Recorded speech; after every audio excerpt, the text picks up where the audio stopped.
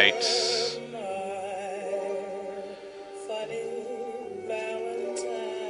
Carolina weather video here for this Valentine's Day, Monday, February the 14th here. And we're starting off the day, actually one of the milder mornings we've had in a while. Not bad at all. 30s and really a lot of 40s for current temperatures here at the 5 a.m. hour when I'm cutting this video.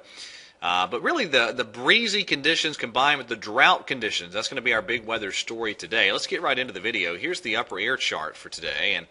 And there is a pretty decent little upper level trough swinging by, especially just off to the north of the Carolinas. But that's going to pull a dry cold front on through here and cool us down a little bit behind the front as we get into tomorrow and Wednesday. But here's the pattern by the time we get back toward the end of the work week, Thursday and Friday. Big ridge in the eastern part of the country will really crank the temperatures. More on that in a second. Now here's the drought situation. The U.S. Drought Monitor here across the southeast.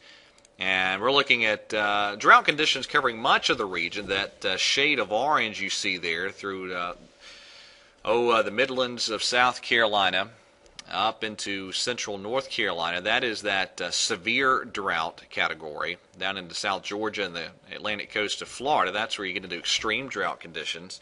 Also severe drought through the Wiregrass region of southern Alabama.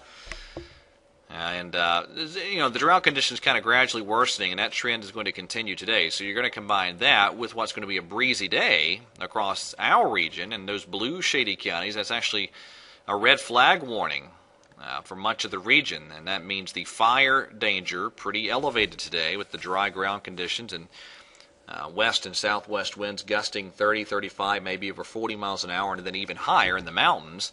So the risk of wildfire is pretty high today, and any fires that were to get started would spread very readily and very easily today. So just avoid that outdoor burning. Watch those cigarette butts today with the ground kind of like kindling in those breezy conditions. Now, boy, that's quiet. There's the radar imagery across the lower 48. Not a whole lot to talk about. So even though there is a cold front heading our way, and that'll slide in by later on today, there's just not going to be any rain with it, and really I don't even think any cloud cover with it.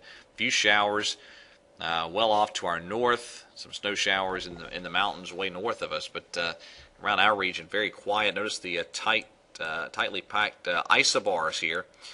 That's that pressure gradient between this low and this big sprawling high pressure. So that's really going to crank the winds today. Highs in the 60s today, but then behind the front, a brief cool down. Tomorrow we're back into the 50s for highs. Probably Wednesday upper 50s to lower 60s. And then check out Thursday, that southwest flow very well established again. So we're going to be looking at highs Thursday well up into the 60s, maybe clipping 70. And then I think all the Piedmont manages to get up at least into the low 70s on Friday.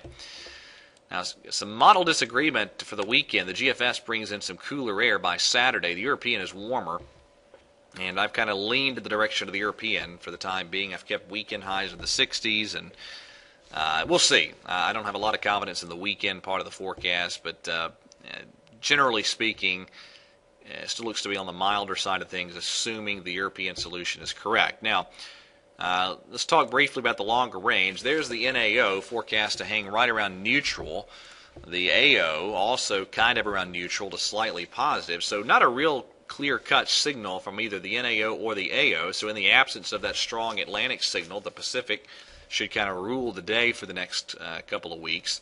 So the Pacific North America indice here is in the negative category right on through the next week to 2 weeks, and so that means, generally speaking, something like this is kind of likely. This is the GFS valid out to the 24th. Actually, the 0Z the 25th, so this will be the evening of the 24th. Big ridge centered over the Bahamas, mild and pretty quiet across the southeast, troughing generally out west. Now, I will say the GFS has shown a chance for maybe a pretty active storm track as we get toward the last week or so of the month.